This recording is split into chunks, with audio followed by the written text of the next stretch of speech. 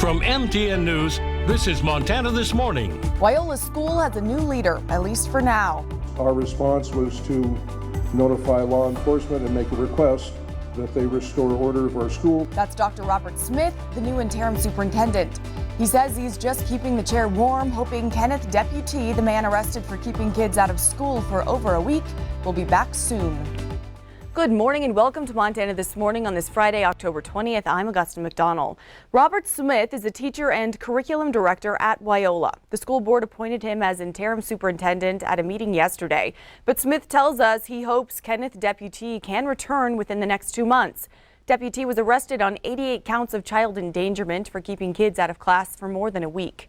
It was Smith who led the meeting earlier this week and told community members about a dozen people occupied the school office on October 4th, prompting calls to law enforcement. That same day, a parent was arrested for assaulting a teacher, which led Deputy to cancel classes for the next several days. Wyola parents and administrators have been clashing over allegations of abuse and mistreatment of kids. Smith says he looks forward to moving forward in a successful manner. And in Big Timber this morning, several restaurants are closed, waiting out a boil water advisory while losing out on a week of revenue. A construction crew accidentally cut a main line on Tuesday. That forced the city water department to shut down for the next 8 hours. Now water is back on, but remains compromised. The owner of the Grand Hotel says they're missing their lunch customers this week, but won't risk serving anybody until the advisory is lifted. And the severity of it, got worse, and the health department or the city's put it on boil till October 24th. And at that point, we discussed it, we thought about it, and for the health and safety of our customers, it was just no option but to close. We will lose a lot of revenue this week. Iron Star Pizza is also closed. The owner tells us he's concerned for his employees who are losing out on a week of pay.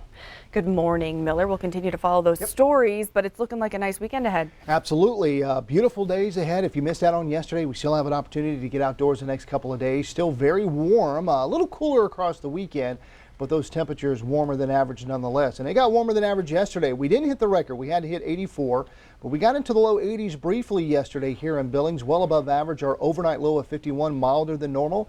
It was a bit windy at times yesterday. Those winds will weaken a little bit today. We can still have some gusts over 20 miles an hour, maybe even 30. Around the Livingston area, up around Fort Peck Lake, you can definitely have some of those gusts all the way through this evening. There's a wind advisory, so if you're going to do some boating today, you just want to keep that in mind. Moisture totals, of course, has been very dry the last couple of days, but for the month and for the year, we're doing really well. You can see there with the drought monitor that came out yesterday, our area, we're looking great. They could use some help, though, as you get further north, especially along the High Line. Now, here this morning, it is a milder start than normal. That's just been the trend the last couple of days. 56 right now at the airport. We should be around 37. Humidity at 47%, winds out the southwest at about 20 miles an hour. Temperatures as we get up and at them, 40s and 50s for the most part this morning. Hey, something that's happening a little bit later on this hour at 6:54 a.m. You can check out the International Space Station. Just look up. And good luck. You'll have about 7 minutes. And I've got this information on my Facebook page if you want to check it out. Okay, big story is, what about this cool down and the snow next week? We're going to break down the latest thinking coming up here in just a bit. A lot of stuff to uncover, and we'll do that. All right, Miller, thank you so much. You got it. And topping national headlines this morning, President Biden is expected to host European Union leaders at the White House today, with the conflicts in the Middle East and Ukraine likely to be on the agenda. In a primetime address last night, the president said Hamas and Russian President Vladimir Putin both want to annihilate neighboring democracies. He called for billions of dollars in aid for Israel and Ukraine and also denounced hate in all forms. CBS's Ian Lee has more. We're facing an inflection point in history. Sitting in the Oval Office, President Biden made the case for his $100 billion funding request to Congress, which would include support for Israel and Ukraine. It's a smart investment that's going to pay dividends for American security for generations. The president said he doesn't want to see U.S. troops fighting in either conflict zone. Hours before his address, a U.S. Navy ship intercepted missiles and drones launched by Houthi rebels in Yemen that were potentially headed to Israel. It is our aim to avoid any regional expansion of Israel's conflict with Hamas, but we stand ready and prepared to protect and defend our partners and our interests. President Biden pledged to give $100 million in humanitarian aid to Palestinian civilians. During his trip here this week, he struck a deal to move trucks filled with aid from Egypt to Gaza. Hundreds of thousands of displaced Palestinians are now in desperate need of water food and fuel. She says all she wants is a truce so she can go home. While visiting his troops, Israel's Prime Minister Benjamin Netanyahu declared his nation will win with full force. The conflict there has ignited tensions globally and in the U.S. Here in the United States, a little boy who just turned 6 years old was murdered. His name was Wadiha. Last night, President Biden evoked the name of the Palestinian-American boy who was stabbed to death near Chicago and is pleased to reject hate. The president later held a phone call with the child's father and uncle. Ian Lee, CBS News, Tel Aviv. This morning, CBS News confirms a rocket attack on a U.S. and coalition forces military base in Baghdad, though no one was killed. U.S. officials are also reporting an updated death toll of 100 to 300 people from the Gaza hospital explosion this week. Both sides have blamed each other, though the U.S. has come out in support of Israel's explanation that the blast was caused by a misfired rocket launched by Palestinian militants. Back here in Montana, for the first time, we're hearing from the latest Republican to join the race for the U.S. Senate seat currently held by Democrat Jon Tester. Former Montana Secretary of State and Public Service Commissioner Brad Johnson says he's running to provide an alternative. He says Gallatin County business owner Tim Sheehy is an unknown quantity for voters. And Representative Matt Rosendale, who has not officially announced a Senate run, already lost to Tester in 2018. Johnson thinks he has a better chance at success.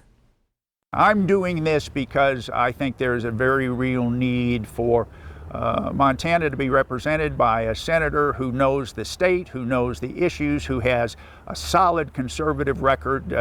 I can hit the ground running when I go back there, and I am absolutely confident that I can beat Jon Tester in a general election in Montana.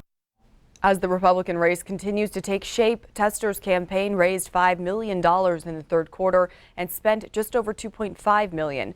That left him with more than $13 million in cash on hand. Tim Sheehy reported raising nearly $3 million last quarter. Rosendale's House campaign raised just under $250,000 in the last quarter, but he has more than $1 million in cash on hand. And in Joliet last night, Pack the Place in Pink turned into Pack It for Price. Seemingly, the entire town showed up to support the Jayhawks team, but more importantly, to raise funds for Lindley Price. The 4-year-old is battling a rare condition that makes half her heart useless. Lindley's dad is a teacher at Joliet High. He's currently with his daughter at a hospital, at Children's Hospital in Denver, where Lindley finished her 3rd surgery this past summer. I mean, part of me is like, I would like to be there and say thank you in person. And the other part is like, I don't really want to stand up and accept anything. You know, I'd rather bring Lindley back.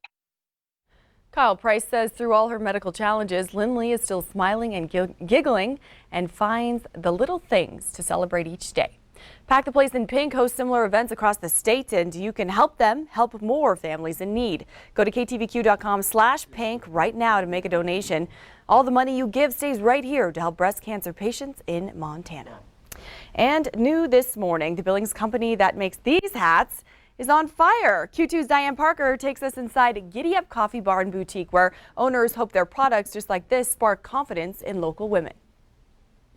Positively Montana is sponsored by Yellowstone Valley Electric Cooperative.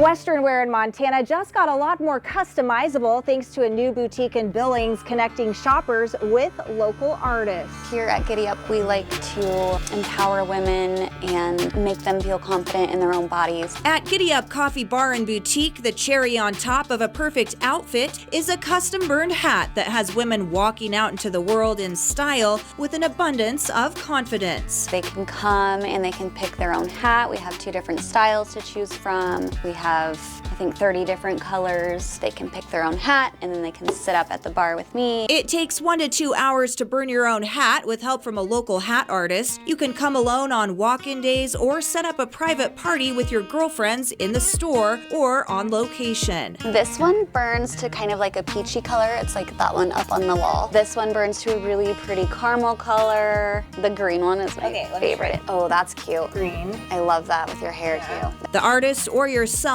draws on the design with a heat erasing pen so mistakes aren't an issue. We come up with the design together and then they sit up here and with our hat burners they just trace the design and burn it in. Oh, does that say Small Town Smoke Shop? Mm-hmm. That's so cute. You want to do that? Yeah. Okay, cool. Where'd you grow up at? Chugwater, Wyoming. Oh, they have really good chili, I hear. Yeah. My parents helped start the company. Did they really? Whether it's for a Montana or Wyoming night on the town or a bling-filled trip to the big city, no one walks out with the same hat. We have a lot of ladies coming in to shop because they're on their way to Nashville. Lots of rhinestones, lots of glitter, sequins. It's very flashy and it's very fun. So how do we feel about this? I love it. Okay. It's your hat. It's only your hat, so that's awesome. In Billings, Diane Parker, MTN News. Walk-in days are Mondays and Tuesdays and can accommodate up to 3 people. Burn It hat parties can be booked with a minimum of 5 people.